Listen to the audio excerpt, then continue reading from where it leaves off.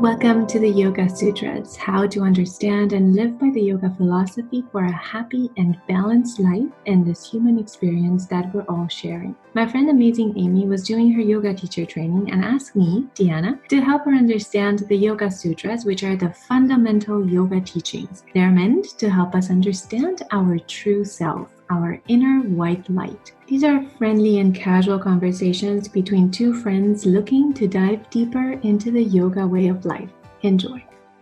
Today, before I play to you my conversation with Amy, I wanted to share a little bit about the yoga history. When we hear yoga, we usually think about asanas, or the postures that we go through in a sequence of yoga. But actually, at its origins, yoga was Pranayama, which is loosely translated as breathwork and meditation. How did it happen that the asanas were introduced? Well, that actually happened very late in the 20th century. At the Mysore Palace, Krishnamacharya was teaching a group of teenage boys yoga, which meant pranayama and meditation. But these teenage boys were full of energy, so he had to come up with something that would allow them to release the energy and to allow them to sit in meditation and to do their breath work.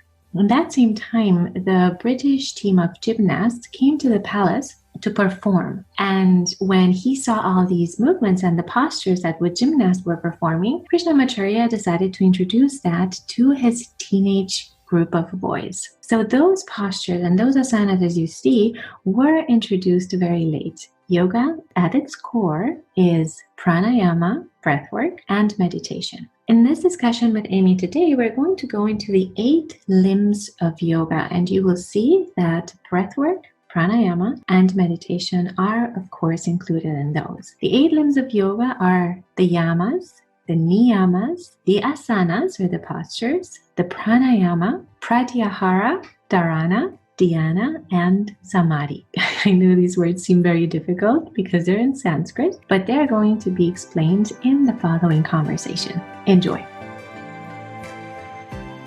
What I think we should do today is go through the 8 limbs of yoga and the 5 niyamas and 5 yamas, because if you don't know those ones, it's a little bit harder to understand the sutras. You know what limb means? Yes. So arms and legs are limbs. And they say that there are 8 limbs of yoga. So 8 branches of yoga. And they say that because it's not necessarily 8 steps of yoga. So you don't need to go through one in order to be able to get to the other one. So they don't want to make any hierarchy on it.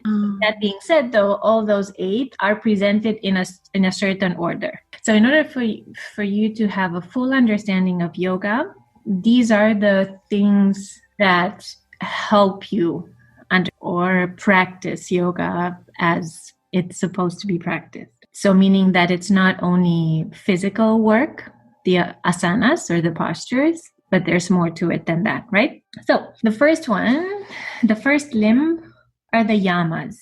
So we have 5 yamas and 5 niyamas. And these are the 10 teachings of yoga, which are incredibly similar to the 10 commandments. So 5 yamas and 5 niyamas. The 5 yamas are teachings of how we should appear in the world. So it's our relationship to the outside world. And the niyamas are teachings that concern us and our relationship to ourselves, our behavior, independent from what happens on the outside. Then the third limb, so the first one yamas, the second one niyamas. The third limb are the asanas. The posture. The postures. The fourth one is the pranayama. And pranayama, what is pranayama?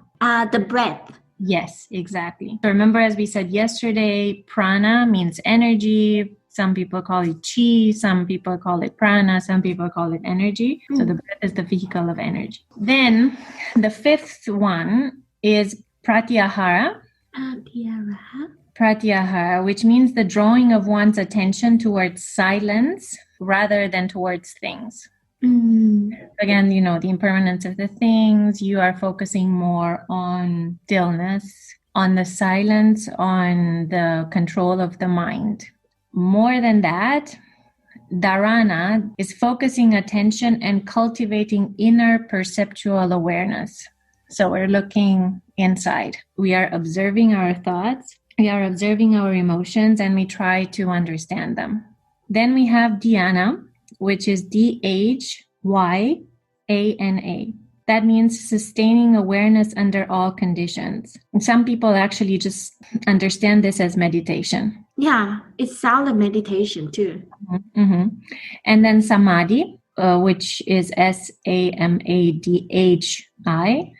the return of the mind into original silence. So that state of peace, or some people call it enlightening, or some people call it bliss. You don't have to complete one next to each other in order to be enlightenment, right? Yeah. So in my opinion, these are like foundational stones. The first one, so you have these Yamas and Niyamas, the 10 ethical precepts, they call us, that allow us to be at peace with ourselves, our family, and our community.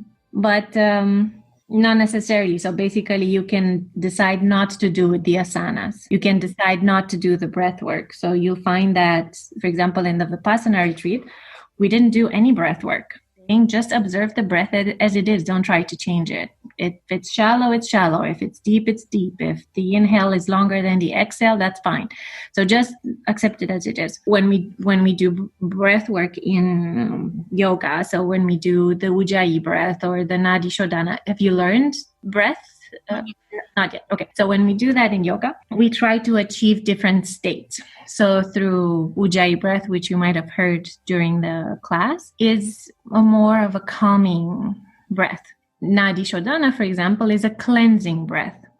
So you're using it's also called alternative nostril breathing. Yeah. The other word. That's a cleansing one. And it's balancing the two sides, the left and the right. Then we have the fire breath, which creates heat. So all these have different purposes. Yeah. I know the other two. Okay. So let's now go into the yamas and the niyamas. Now, Amy and I are going to go into the 10 teachings of yoga, the yamas and the niyamas, in our next Sutra Talk. But before I leave you, I want to give you an interesting fact about the 8 limbs of yoga. 8 limbs of yoga is translated in Sanskrit as Ashtanga. Have you ever heard of Ashtanga yoga? That's where the term comes from. As you remember, Krishnamacharya fused many of the gymnastics moves with the yoga practice, and this highly physical practice became Ashtanga yoga. So whenever you hear Ashtanga yoga, remember that means the 8 limbs of yoga. I am Dhyana. Until next time, namaste.